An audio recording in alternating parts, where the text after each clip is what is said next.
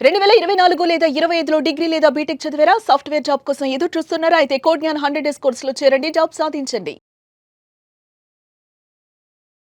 Hello! అలాగే రవీంద్రనాథ్ గారు. Hi అండి నాగరాజు గారు. సార్ ఆ బంగారానికి సంబంధించినటువంటి న్యూస్ గనుక మనం చూస్తే అండి, ధర భారీగా పడిపోయింది అనేటువంటి న్యూసే ఎక్కువ వింటున్నాం. దాంతో పాటు వెండి కూడా ఆ విధంగానే ఉందనుకోండి. మనం చాలా న్యూస్‌లు చూస్తున్నాము. దాంతో పాటు ఒకవైపు చూస్తే స్టాక్ మార్కెట్ అమాంతంగా తగ్గిపోయింది. బంగారం ధరేమో ఫ్లక్చుయేషన్స్ అవుతూ ఉన్నాయి. బడ్జెట్ కూడా ఆశారంభంగా లేదు. సో, ఇప్పుడున్న పరిస్థితిలో బంగారం అసలు ఎప్పుడు ఓకే? అంటే ఎప్పుడు కొనుక్కోవాలి? దానికి సరైన సమయం ఏంటి? అంటే ఏ కారణాలు వాటిని ఆపుతున్నాయి? 2025లో సుమారుగా 95,000 నుంచి ₹1,00,000 వరకు ఉన్నటువంటి బంగారం ధర ఈరోజు అంటే జనవరి మనం 31 నిన్న ఫస్ట్ వరకు చూసినటువంటి రేట్‌లో చూస్తే ఒక్కసారి ఫ్లక్చుయేషన్స్ అంటే డ్రాస్టిక్‌గా పడిపోవడాలు, డ్రాస్టిక్‌గా అప్‌వర్డ్స్‌లోకి వెళ్ళడం అనేది మనం చూస్తున్నాం. ప్రతి ఒక్కరు మాట్లాడుకుంటున్నారు బంగారం గురించే. మనం 1961, 60 నుంచి ఇప్పటివరకు మాట్లాడుకోగలిగితే 61, 64లో కేవలం ₹63 10 గ్రామ్స్ గోల్డ్ ఉన్నటువంటి ధర అలా 95కి వచ్చేసరికి ₹4,500 ఉన్నటువంటి తులం అంటే 10 గ్రామ్స్ గోల్డ్ మనం మాట్లాడుకోగలిగితే ఈరోజు మాట్లాడుకుంటే అందులో పెరుగుదల ఎలా ఉందంటే 180%. అంటే నాట్ ఓన్లీ ఒక గోల్డ్‌లోనే కాదు, అనేక రంగాల్లో కూడా ఒక్కసారి మనం చూసినట్లయితే 2000 నుంచి 26 సంవత్సరాల్లో పాటు డ్రాస్టిక్ అబ్నార్మల్ చేంజెస్ ఏది వచ్చింది. అదే ఇంపాక్ట్ గోల్డ్ మీద కూడా కనిపించింది. కానీ నా వ్యక్తిగతంగా అభిప్రాయం ఏంటంటే 95, 96 ప్రాంతంలో హర్షద్ మెహతా అని చెప్పి స్టాక్ మార్కెట్‌లో ఒక భారీగా ఒక కుదుపు వచ్చింది. దాని మీద సినిమాలు కూడా వచ్చాయి. చాలామంది కూడా తెలిసే ఉంటుంది. బహుశా అప్పట్లో ఉన్నటువంటి వాళ్ళు ఇప్పుడు కాస్త అందరూ కూడా 40, 45 ఉంటారు. అదేవిధంగా ఈరోజు గోల్డ్‌లో జరుగుతున్న ఈ ఫ్లక్చుయేషన్స్ వెనకాల ఏదైనా భారీ స్కామ్ ఏదైనా ఉందా? ఇది నా యొక్క వ్యక్తిగత అభిప్రాయం నాగరాజు గారు. ఎందుకంటే ఈరోజు బంగారం అదొక అమ్మకానికి ఎలా అయిపోయిందంటే అక్కడ ట్రంప్ యొక్క విధానాలను చూపిస్తున్నారు. కానీ ఈరోజు అంతర్జాతీయంగా చూసినటువంటి అనేక పరిణామాలు, ముఖ్యంగా సౌత్ కొరియా చూసినట్లయితే సౌత్ కొరియా ఈరోజు అమెరికా దగ్గర మోకాలడ్డుగా అంటే పూర్తిగా మోకాళ్ళతో పడి ఉన్నటువంటి పరిస్థితి కనిపిస్తుంది. ఎందుకంటే పక్కన ఉన్నటువంటి నార్త్ కొరియా కిమ్ ఇప్పుడు ఏ పరిస్థితుల్లో ఎలా ప్రవర్తిస్తాడో తెలియదు. సో ప్రపంచ యుద్ధాలు వచ్చే అవకాశాలు ఉంటాయంటే ఇప్పుడు జరుగుతున్న పరిణామాలన్నీ చూస్తుంటే తప్పనిసరిగా ప్రపంచ యుద్ధం అంటే అది ఆర్థికంగా వస్తుంది. 2018, 2009లో మనం ఒక రెసిస్టెంట్ చూసాం భారతదేశంలో. ఇది కేవలం ఇంటర్నేషనల్గా ఉన్న రెసిషన్ కూడా చూసాం. ఆ టైంలో ఉన్నటువంటి మార్పులు చూసాం. మరలా నేను భయపెట్టే పరిస్థితి కాదు, ఒక రెసిషన్ లాంటి పరిస్థితి వచ్చే అవకాశం కూడా ఉండవచ్చు అని చెప్పి చాలామంది ఈ ఎకనామిస్టులు చాలామంది కూడా ఒక రకమైనటువంటి అభిప్రాయాన్ని కూడా వ్యక్తపరచడం జరుగుతుంది.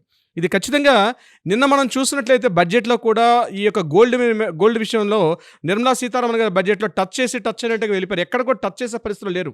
అంటే ఈ పెరగడం తగ్గడం అనే విషయంలో కూడా ఎక్కడ టచ్ చేయట్లేదు. అంటే దీని వెనకాల ఎవరో కొంతమంది, అది ఇంటర్నేషనల్ ఉన్నటువంటి ట్రేడర్సా లేకపోతే నేషనల్ వైజ్ ఉన్న ట్రేడర్స్ కొంతమంది ఎక్కడైనా కూర్చొని దీన్ని కలుపుతున్నారేమో అన్నటువంటి ఒక అభిప్రాయాన్ని కూడా కొంతమంది వ్యక్తపరుస్తున్నారు. ఎందుకంటే మొన్నటి వరకు మనం చూసాం జనవరి 30, 31 తారీఖుల వరకు ₹1,72,000 10 గ్రాముల బంగారం ఉన్నటువంటి ధర ఒకేసారి ఈరోజు మనం మాట్లాడుకున్న సమయానికి ₹1,40,000 పడిపోవడం, అంటే సుమారుగా ₹32,000 తగ్గుదల కనిపించడం, ఇది చాలా ప్రమాదపు సంకేతాలకు మాత్రం అయితే కనిపిస్తుంది. అంటే లేదా మిస్గైడ్ చేస్తున్నారు, అంటే బంగారం వైపు ప్రజల యొక్క దృష్టిని మరల్ చేసి వేరే ఇంకొక యాక్టివిటీ ఏదైనా జరుగుతుందా అనే అభిప్రాయం కూడా కొంతమంది వ్యక్తపరుస్తున్నారు. ముఖ్యంగా ట్రంప్ యొక్క విధానాలు రీసెంట్గా అక్కడ అతను చేసినటువంటి ఆ అటాక్స్ కూడా మనం చూసాం. వెనిజులా మీద చేసిన అటాక్స్ అన్ని కూడా, అంటే పొద్దున్న లేసే ట్రంప్ ఏ రకమైన నిర్ణయాలు తీసుకుంటున్నాడో తెలియనటువంటి ఒక అనిశ్చిత స్థితిలో ఉంది ఈరోజు ఇంటర్నేషనల్లో. ఈ రకమైన మార్పులో కూడా ట్రంప్ యొక్క విధానాలకు మనం చెప్తున్నాం కారణం. ఎందుకంటే అక్కడ ఉన్నటువంటి 6% ఏదైతే ఫెడరల్ బ్యాంక్ ఉన్నటువంటి ఆ ట్యాక్స్ ఏవైతే ఉన్నాయో ఆయన దాన్ని 3%కి 2% తగ్గించమని చెప్పి అక్కడ ఫెడరల్ బ్యాంక్ విషయం మీద మాట్లాడడం, ఫెడరల్ బ్యాంక్ విధానాలు యుఎస్ డాలర్స్ ఇంపాక్ట్ చేస్తూ ఉంటాయి. ఎప్పుడైతే యుఎస్ డాలర్స్ బలోపేతం అవుతుందో రూపాయి విలువ ఆల్మోస్ట్ తగ్గిపోతుంది. ఇప్పుడు మనం మాట్లాడుకున్న సమయానికి ₹91.62 ఎంత ఉండొచ్చు, అంటే సుమారుగా ₹92 రీచ్ అవుతుంది ఈరోజు రూపాయి. అంటే రూపాయి విలువ పూర్తిగా తగ్గిపోతుంది, డాలర్ స్ట్రాంగ్ అవుతుంది. దీని వెనకాల ఏంటంటే మొదటిసారి అయిన ట్రంప్ వచ్చేటప్పుడు కూడా సుమారుగా నాకు తెలిసిన సబ్జెక్ట్ టు ద కరెక్షన్ సుమారుగా అటు ఇటుగా ఒక 2 మిలియన్ డాలర్స్ ఏదో ఆయన కొత్తగా ప్రింట్ చేయడం కూడా జరిగింది. అంటే విదేశీ మారకాలు, అంటే సుమారుగా నేను చెప్పినటువంటి మెక్సికో లాంటి దేశాలు కానీ లేకపోతే వెనిజులా కానీ ఇప్పుడు నేను చెప్పినటువంటి సౌత్ కొరియా ఇట్లాంటి చాలా దేశాలు అమెరికాలో ఉన్నటువంటి ఆర్థిక విధానం మీద డైరెక్ట్గా ఇండైరెక్ట్గా పనిచేస్తుంటాయి. ఎందుకంటే సౌత్ కొరియా గురించి మాట్లాడుతున్నాం అంటే ఈరోజు భారతదేశంలో ఉన్నటువంటి బంగారపు నిల్వల్లో భారతదేశంలో బంగారపు నిల్వలు లేవు. దాని మీద నిన్న కూడా మీరు వీడియో చేశారనుకుంటాను. భారతదేశంలో బంగారపు నిల్వలు లేవు. అంతా కూడా ఈరోజు దిగుమతి చేసుకున్న బంగారం అంతా కూడా అటు సౌత్ ఆఫ్రికా కానీ, సౌత్ కొరియా కానీ, అదేవిధంగా కొన్ని ఆఫ్రికన్ కంట్రీస్ నుంచి ఈరోజు మనం చాలా వరకు తీసుకుంటున్నాం. అమెరికా దగ్గర కూడా, ఈవెన్ అమెరికా దగ్గర కూడా బంగారపు గనులు పెద్దగా ఉన్నట్టుగా ఎక్కడ లెక్కలు లేవు. ఎక్కడెక్కడ ఉన్నప్పటికీ కూడా వాటిని వెలికి తీసే విషయంలో మాత్రం హైలీ ఎక్స్పెన్సివ్ అయితే మాత్రం బాగా కనిపిస్తుంది. ఈరోజు చైనా, సౌత్ కొరియా ఈ 2 దేశాలు ముఖ్యంగా ఇండస్ట్రియల్ విషయంలో మాత్రం చాలా ఎక్కువగా ప్రపంచాన్ని మాత్రం ఒక దిశానిర్దేశం చేస్తున్నాయి. సో ఇటువంటి పరిస్థితుల్లో ఈరోజు కొంత డిస్టర్బెన్సెస్ ఉన్నటువంటి ఈ సమయంలో మాత్రం అనిశ్చితి ఉంది. కొంత కాదు, చాలా వరకు అనిశ్చితి అయితే దీని కనిపిస్తుంది. వెనక ఎవరో ఉన్నారని అనేది మాత్రం ఒక చిన్న డౌట్ కూడా రైజ్ అవుతుంది. ఉందండి 100%. నేను అనుకుంటాను విత్ ఇన్ కపుల్ ఆఫ్ కొద్ది రోజుల్లోనే, ఒక నెల 10 రోజుల్లోనే దీని వెనక ఏం స్కామ్ జరుగుతుంది, ఎవరు దీని వెనక ముందు ఉండి నడిపిస్తున్నారు. ముఖ్యంగా ఈ విషయంలో సిల్వర్ విషయాన్ని కాస్త మనం పక్కన పెట్టవచ్చు. ఎందుకంటే సిల్వర్ అనేది ఇండస్ట్రీలో చాలా వరకు వాడతారు. ఎలక్ట్రానిక్ గుడ్స్ కానీ, సోలార్ ప్యానల్స్లో కానీ, కొన్ని మెడిసిన్స్లో కూడా సిల్వర్ యొక్క రిక్వైర్మెంట్ చాలా ఎక్కువగా ఉంటుంది. కేవలం ఆర్నమెంట్గా వాడుకోవడం సిల్వర్ చాలా తక్కువ. బట్ గోల్డ్ అట్లా కాదు, గోల్డ్ వాడేది చాలా తక్కువ. సిల్వర్ని గోల్డ్ని ఎక్కడ కంపారిజన్ మాత్రం చేయలేం. సిల్వర్ రేట్ని గోల్డ్ విషయాన్ని ఎక్కడ కూడా కంపేర్ చేయను. సిల్వర్ ఇండస్ట్రియల్ విషయంలో కూడా బాగా వాడతారు దాన్ని. మనం వాడే మైక్రో చిప్స్లో కానీ వీటిలో కూడా, అంటే డైరెక్ట్గా సిల్వర్ వాడకపోయినా సమ్ నికెల్, జింక్, అదేవిధంగా కాపర్ వీటితో మిక్స్ చేసి కొన్ని కాంపోనెంట్స్లో వాడతారు. ఇండస్ట్రియలైజేషన్లో కూడా సిల్వర్ యొక్క వినియోగం చాలా కన్జంప్షన్ ఎక్కువ ఉంటుంది. బట్ వేరేజ్ గోల్డ్ మాత్రం 90% గోల్డ్ ఆయా దేశాల్లో మాత్రం విదేశీ, అంటే ఆయా దేశ యొక్క బంగారు నిల్వలను చూపించుకుంటారు. ఇప్పుడు నేను ఎంత కోటీశ్వరుని చెప్పాలంటే ఎలా తెలుస్తుంది? మనం మామూలుగా ఒక కామన్ మ్యాన్గా మనం మాట్లాడుకుందాం.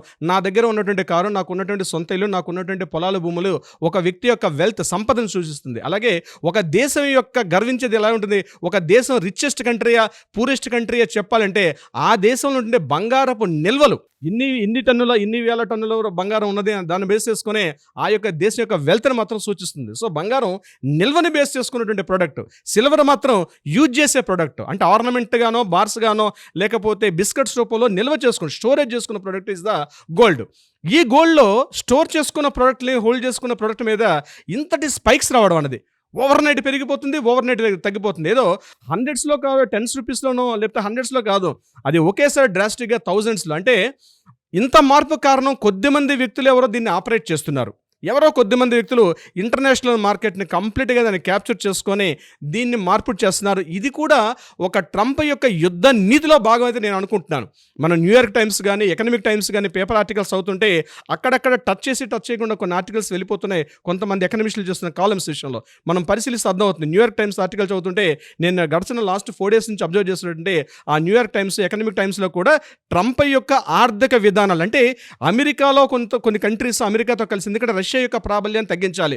మనం ఈరోజు రష్యా మీద, మనం క్రూడ్ ఆయిల్కి, చమురుకి చాలా డిపెండ్ అవుతున్నాం. రష్యా మీద డిపెండ్ అవ్వకుండా అమెరికా గుత్తాధిపత్యంలోని దేశాల నుంచి మాత్రమే ఈ ముఖ్యంగా ఈ క్రూడ్ ఆయిల్ని పర్చేజ్ చేయమని చెప్పి మన మీద ఆంక్షలు విధిస్తున్నారు ట్రంప్. ఈ విషయం మీద మోడీ కూడా రివర్స్ అయ్యారు. అది కాకుండా ఎప్స్టీన్ అని చెప్పి రీసెంట్గా కొన్ని సెక్స్ రాకెట్ కుంభకోణాలు కూడా వచ్చాయి. అందులో ట్రంప్ కూడా ప్రధాన మాత్రధారిగా కొన్ని విషయాలు, అంటే తన యొక్క ఉనికిని కాపాడుకోవడం కోసం చెప్పి ట్రంప్ ఏ పనైనా చేసే పరిస్థితులు ఉన్నాడు. ఇటువంటి పరిస్థితుల్లో కొద్ది మంది వ్యక్తులు అయితే దీన్ని కంట్రోల్ చేస్తున్నారు. మరి ఎలా సార్, అంటే ఏ సమయంలో కొంటే అది మంచిది అంటారు? ఇప్పుడు ఈ టైంలో మాత్రం 100% రిస్క్ చేయకపోవడం మంచిది. ఏం కొంపలు మునిగిపోండి, ఏం జరిగిపోతుంది, మిరాకిల్స్ ఏం జరిగిపోవు. రేటు స్థిరంగా ఉంటుంది. ఓవర్ నైట్స్ పెరిగిపోవడం కూడా అది ప్రమాదకరపు సంకేతాలే. ఓవర్ నైట్ తెల్లవారు లేచేసరికల్లా 30,000, 20,000, 50,000 రూపాయల రేటు పెరుగుదల, ఇది అంత మంచిది కాదు. ఇది వాపు తప్ప ఇది బలుపు కాదన్న విషయాన్ని మాత్రం అర్థం చేసుకోవాలి. గోల్డ్ పెరుగుతుంది, ఇది వాపు మాత్రమే, ఇది బలుపు మాత్రం కాదు. నాగరాజ్ గారు, thank you so much. Thank you so much Nagaraj గారు.